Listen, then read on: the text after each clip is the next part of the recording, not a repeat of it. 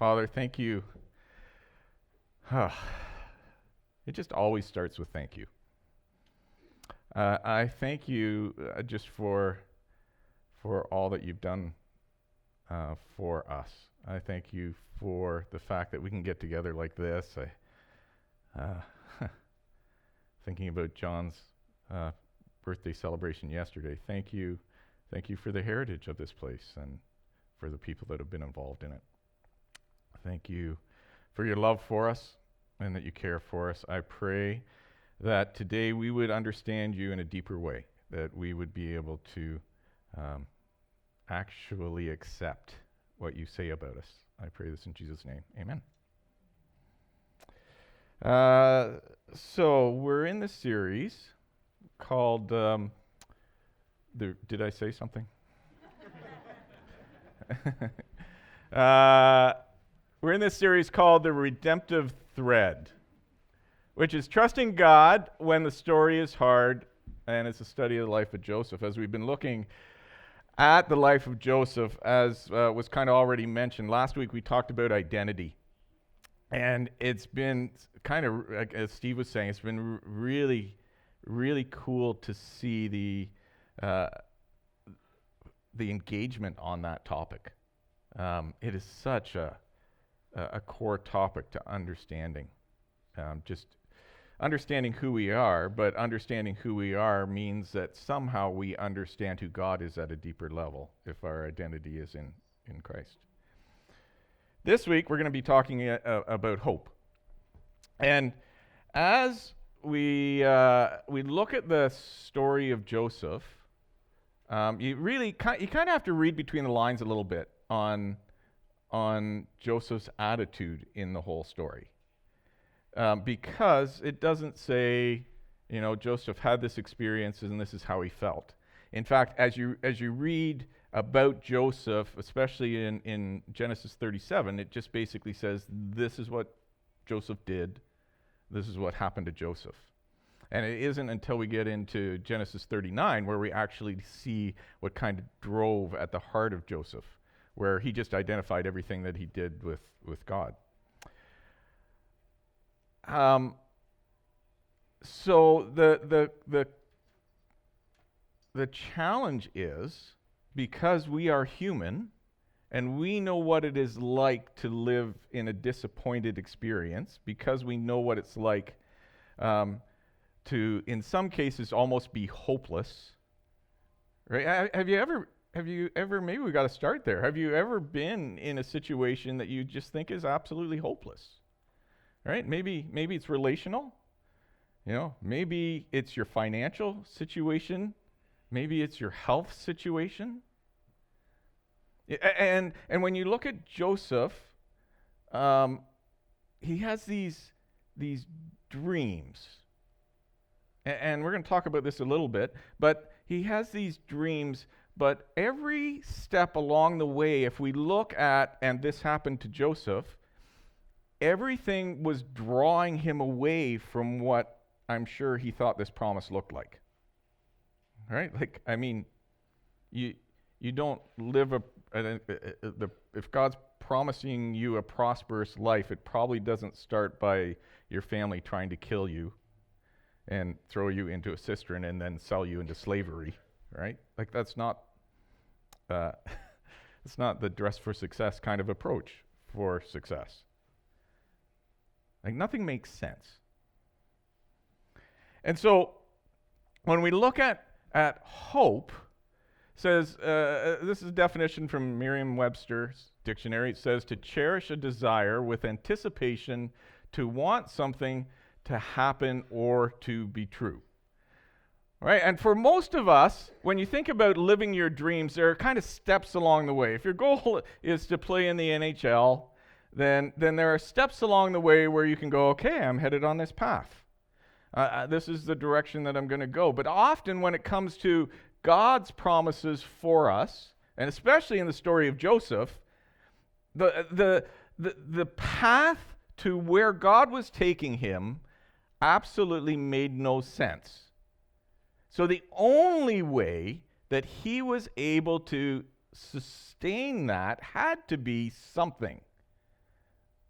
like a deep hope, a deep trust. And as we read the story of Joseph, it kind of comes up in these dreams that he seems to have had. No, these dreams that he had.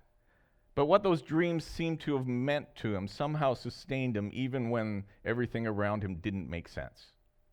And so, the story goes like this. Now, if you were here last week, we talked about how Joseph is introduced to us as this guy who tells on his brothers. All right? He's just kind of this rat. And that's how Joseph is introduced to us. Then we get to this.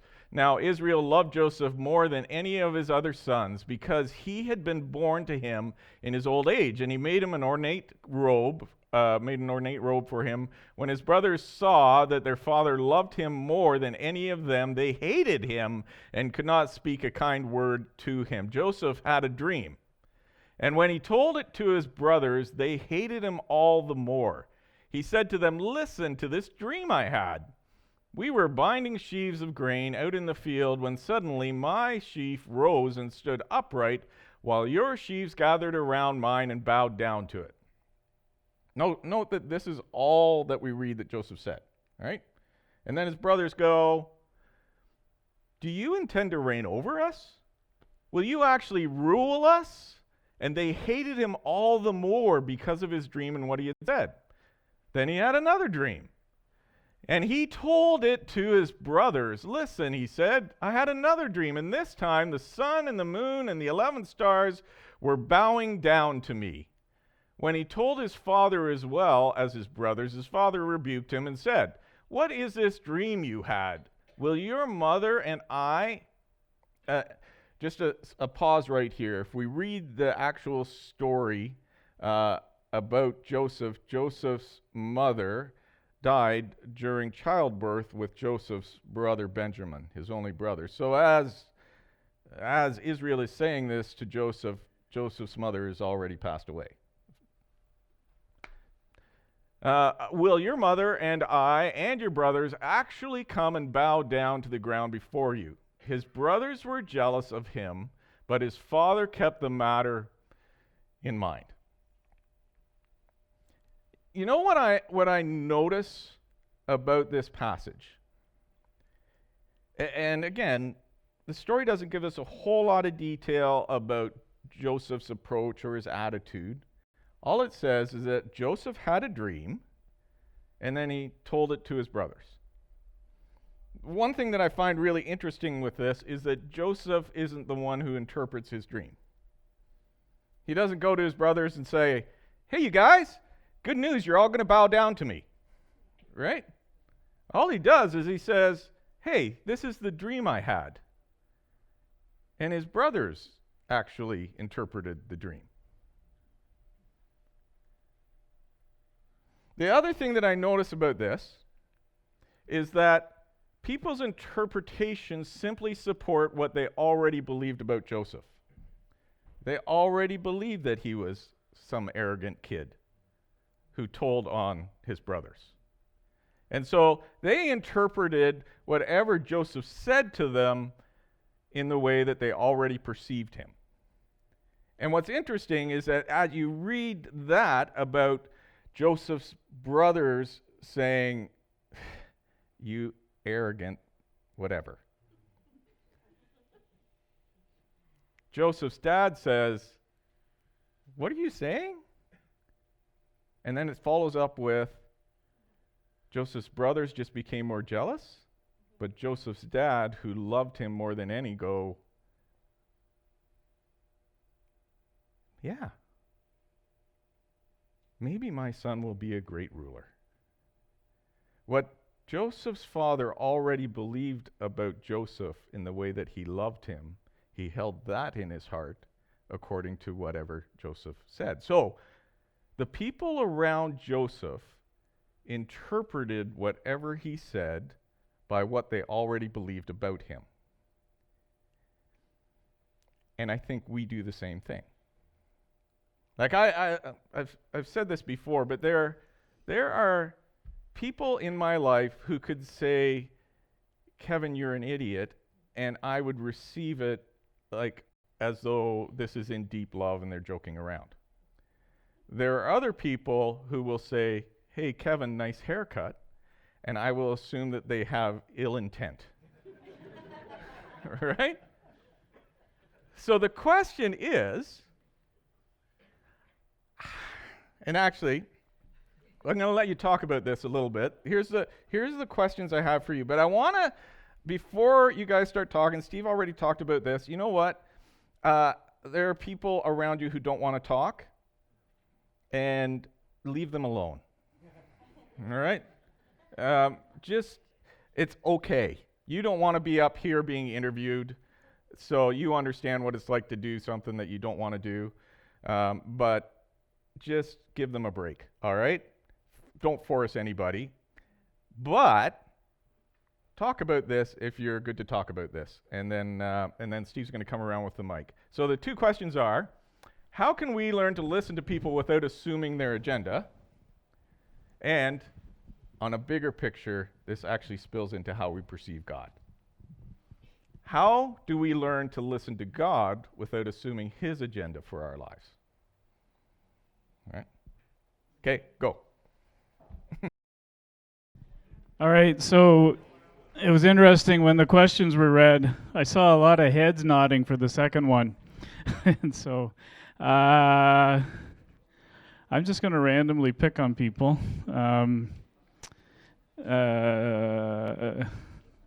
No. Rosanna. I was just saying, I think we have to know our own agendas and to be forthright with ourselves to understand our biases so that when we are in conversation with other people or with God, we can see where our own downfalls are to know how to pattern that voice. What she said? What she said? Oh, come on.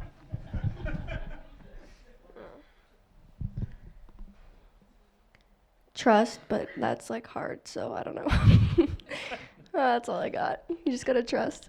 All right. Joe, did you have anything? I had nothing for this one. Okay.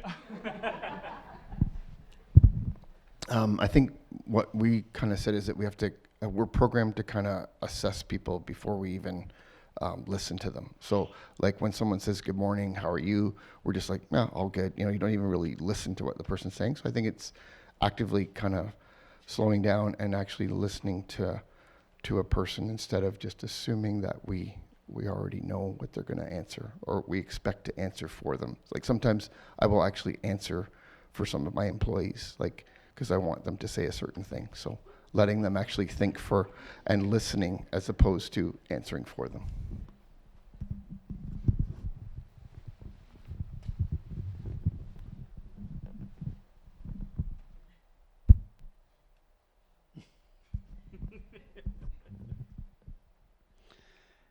For me, both questions are sort of the same.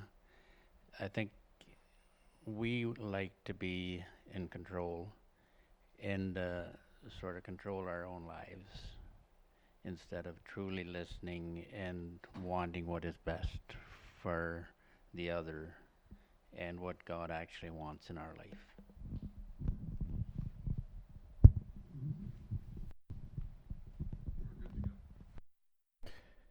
Good to go. I think that's great. I love hearing that conversation, and maybe it'll spin a little more in your head over the next week or so. How are we addressing people, right? And do we just assume their agendas? There's a passage in Jeremiah, so just to kind of help understand how the whole story goes, as we read about Joseph in Genesis, Joseph sort of leads the first exodus of the children of Israel into Egypt, right? And then we read about everything that follows that is 40 years in the wilderness, and they end up coming into the promised land. And then there's another exodus. The northern kingdom is kind of spread out throughout the world at that point. And then there's this exodus in where the Babylonians take the Israelites into captivity and take a group of them, a significant amount of them, and take them into Babylon. And while they're in Babylon, there's a prophet back in Jerusalem named Jeremiah. And Jeremiah is writing a letter to this group of people who have been exiled to Babylon. And as he is writing this, so there's a whole bunch of parallels with this, with Joseph's journey into Egypt would feel very similar to the Israelites' journey into Babylon. They were taken captive, they were taken against their will, they were taken to a place they didn't want to go. And as they are there, God is speaking to Jeremiah, and Jeremiah is sending messages to that group of people who are in Babylon. And this is where this verse comes from. It says, God speaking, it says, "For I know the plans I have for you, declares the Lord, plans to prosper you and not to harm you, plans to give you hope and a future." And this verse, again, we don't have a ton on what's going on in Joseph's head, but by Joseph's attitude, it seems like this is kind of the motto that Joseph lived by. Even though he was sold into slavery, he believed that God had a plan for him. And even though he was thrown into prison, he believed that God had a plan for him even while he was in prison. And so, to kind of capture that whole message that Jeremiah is sending to the people in Babylon, it goes this way. It says, "This is what the Lord Almighty, the God of Israel, says to all those I carried into exile from Jerusalem to Babylon." You know how it starts here is that from the Israelites' perspective, they saw it as some invading army coming and taking them away from what God had promised them. When Jeremiah is speaking to them, he says, "Do you think God would allow them to take you out of Jerusalem if it wasn't part of his plan?" It starts that way. There's a confidence in the fact that even though this seems completely wrong, that God had a plan to take them into Babylon. It says, "I carried you into exile from Jerusalem to Babylon." And then he says this, says, "Build houses and settle down, plant gardens and eat what they produce. Marry, have your sons and daughters, find wives for your sons, give your daughters in marriage so that they may have sons and daughters, increase in number there, do not decrease."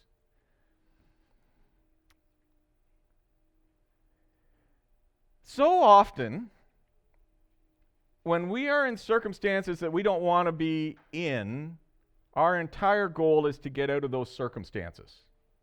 Right? But that's not the approach that Joseph seems to take. Right? And that's not the instructions that God gives to the Israelites. God's instructions to the Israelites are, do everything you can to bless the community or circumstances where you are. Right? So when you read about the story of Joseph, he becomes a slave. He works his tail off to be the best slave that he could be, to the point that he rises above all the other slaves and is in charge of the household. And as a reward for that, his master throws him into jail. And while he's in jail, he does everything he can there to help in that prison setting, to the point where he ends up having all kinds of authority within the jail. He didn't focus on getting out of his circumstances. He focused on thriving in his circumstances, because he believed that God had a plan for him. And why did he believe God had a plan for him? Because he was there. And he didn't believe God would place him somewhere, or that he could get out of God's plan for him.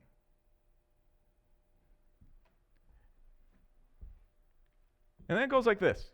It says, "Also seek the peace and prosperity of the city to which I have carried you into exile."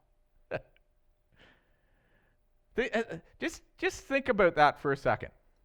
You have this invading army come in, and they take over your country, and then they force you to move to a different country, and then God says, you know what you should do while you've been forced to go into this place?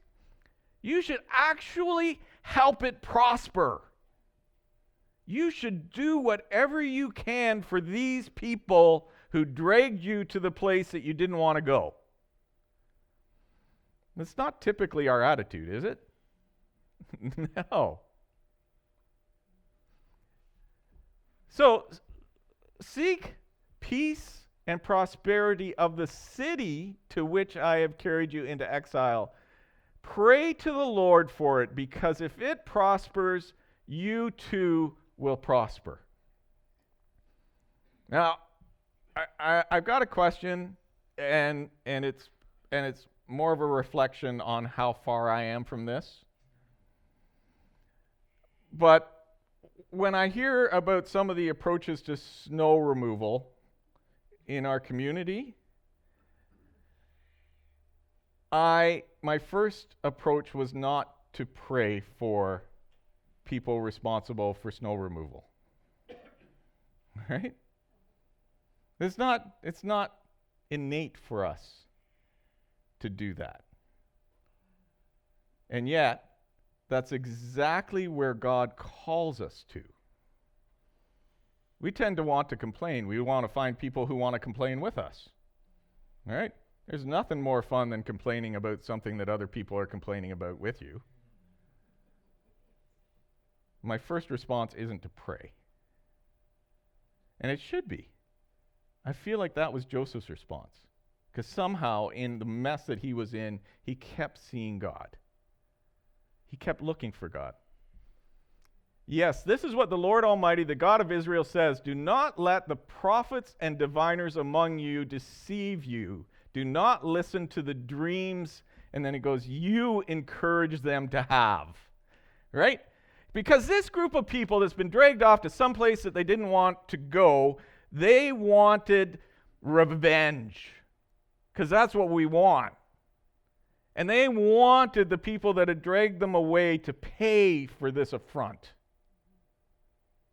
And they loved listening to anybody that said the same thing. They said, you know, I think we should rise up against these people because we've been offended. And so there are false prophets in Babylon who are saying exactly what they want to hear.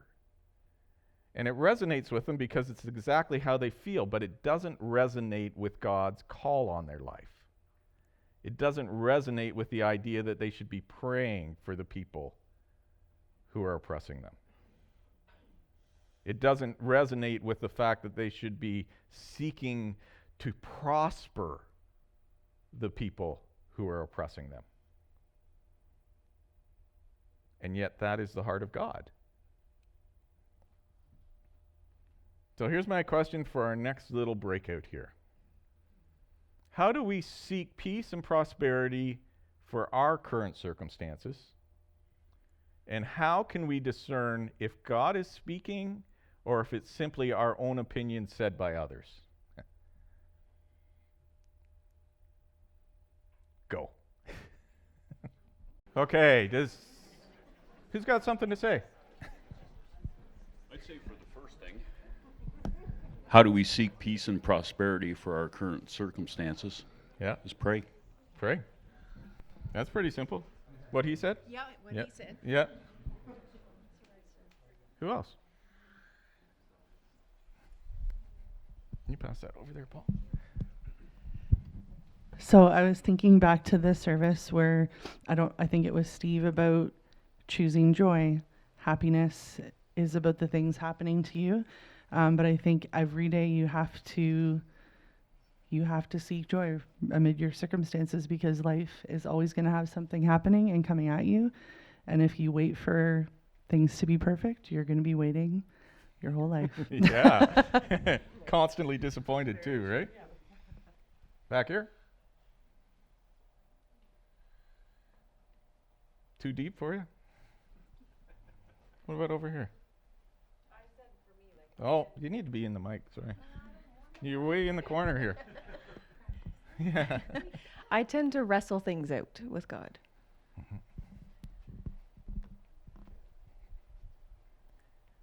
Yeah, in a polarized environment like we are, like politically and everything else, have you noticed that everybody claims that God spoke to them and said this, or they quote verses to support whatever opinion they have? Right? Trying to discern where God really is in that whole thing is such a deeper issue than just being able to throw a Bible dart. Right? Anybody else? Oh, Roxy has something. Yesterday I prayed God last night, and he told me to not fall over. That he had to help me out and not fall over. Right? So God, when you were praying to God, God was telling you not to fall over? Yeah. Yeah. For the second question, I think it comes down to having to know the heart of God. We talked about this in our small group about having a trusted group of people. If you hear something that you think is from God, talking about it with them. And is that God's character? Is that something he would want for us? So like, he's not going to tell us to do something that's going to put us in jeopardy or not safe. He's not going to tell us to slaughter a group of people. That's just not his heart. So I think it's just knowing who our God is. Yeah. Yeah.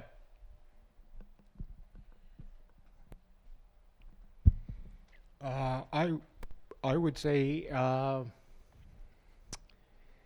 if we just keep in mind to always give thanks in any situation, whether good or bad, because in the good situations we're always praising God for those things.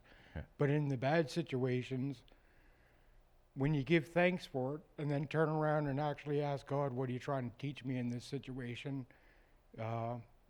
That's when you start growing, I think. Yeah. Steve's got it right there. Yeah. Acknowledging God, right? Which is sort of where I kind of want to close up again. I think, so this passage again, for I know the plans I have for you, declares the Lord, plans to prosper you and not to harm you, plans to give you hope in a future. Then you will call on me and come and pray to me. And I will listen to you, and you will seek me and find me. And when you seek me with all your heart. It goes on, I will be found by you, declares the Lord, and will bring you back from captivity. I will gather you from all the nations and places where I have banished you, declares the Lord, and will bring you back to the place from which I carried you into exile. Especially in Genesis 39, it says, and the Lord was with Joseph, which actually means, when we read this passage, that Joseph was looking for the Lord. Right? Sometimes we read that and go, okay, so God picked Joseph, which he did.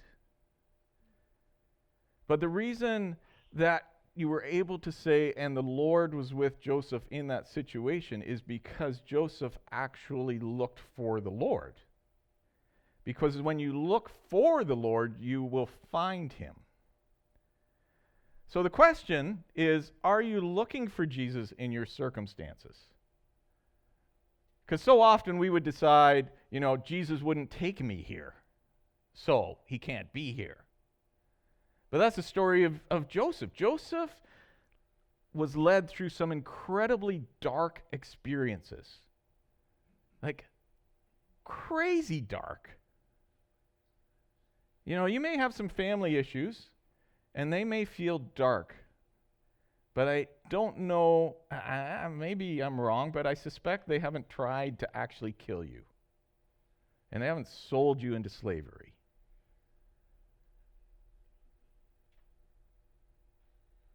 What Joseph experienced from family was horrible. What Joseph experienced as a slave, doing his part, doing everything that was right, and then having his master, his boss, throw him into jail. That was completely unfair. That seems incredibly dark. And you would go, yeah, God would never do that to him.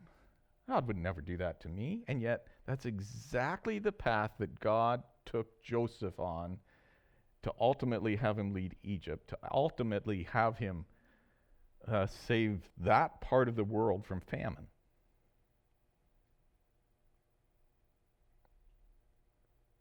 So, God is with you. God is available to you in every circumstance that you are in. Are you looking for him? And then the question is, where are you finding him?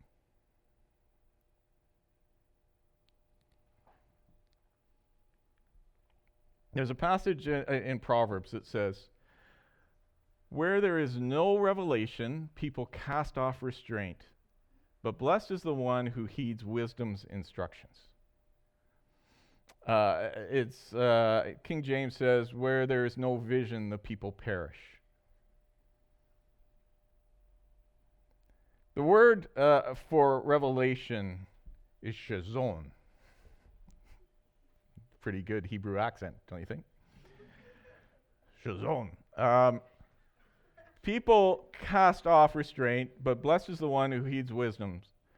Shazon is a sight, a mental sight. It goes beyond the physical, it goes beyond what you see, but it's something that you can see inside. It's something that you can hope for. And as we read about this, without this hope, people lose discipline. People are not able to function with integrity. That's what it says. Do you have shazon? Do you have something within you that you can see that God cares for you? Are you looking for God in your circumstances? Are there glimpses of him? For I know the plans I have for you, declares the Lord. Plans to prosper you and not to harm you. Plans to give you hope and a future. Plans to give you hope and a future. Is it enough for you to know that the God who loves you has a plan to prosper you without actually knowing what that plan is? Right? Is it enough for you to know that the God of all creation created you with purpose, even if you don't know what that purpose is? It's like, it's a weak analogy. It's the best I can come up with right now. Is it enough for you in this winter to know that you're going on a vacation by somebody who knows you well and would plan the perfect vacation for you and says, just show up at the airport? Or do you need to know exactly where you're going? All right? Because the hope we have in Christ is not a play-by-play, mapped out, understanding agenda for us. The hope we have in Christ is that he has a plan for us to prosper us and not to harm us. And we don't actually get to know what that plan is. We don't know what the agenda is. We don't know what it looks like. If you look at Joseph, and we know that ultimately he became the ruler of Egypt, I don't know that he knew that was coming, right? And I would say that he did absolutely nothing to get himself in that position. He didn't even volunteer to move to Egypt. There is nothing in Joseph's life that you can go, boy, that was a great decision, Joseph, other than he trusted God in whatever circumstances he found himself. And God was able to fulfill his plan for Joseph simply because he trusted God had a plan. And wherever he was seeking the prosperity and peace in that circumstance. Wherever Joseph went, he wanted that place to be better because he was there. And that's all that Joseph did. He didn't even get an MBA to try and lead Egypt. Nothing that Joseph did led what you would go, oh, that was great strategy. Right? Other than wherever God placed him, he believed that God had a plan. And wherever God placed him, he looked for that plan to play out. There's a verse in John. There's a verse in John where Jesus is washing the disciples' feet, and they're saying, What are you doing? And Jesus responds with this. I think he responds with this. Somehow I click something. Jesus replied, "You do not realize now what I am doing, but later you will understand." Is that enough? Is it enough to know that God has a plan for you and you don't need to understand it now? In fact, he's not going to explain it. And there are going to be things in your future that do not make sense. There's a lot in this life that doesn't make sense. And are you okay with that? Can you trust God in that? There's a song that was written 100 years ago. And it was written by a man who became a Christian, went into ministry, and he and his wife never had a surviving child. They had several children who died in infancy, had a son who died at 17. His life, as he was going through, he had started a few ministries. And 100 years ago, he writes this song to kind of explain how he viewed the world. And it was emphasis on, some point I'm going to understand this. But for now, what I do understand is that there is a God who loves me, who has a plan for me. And that's enough.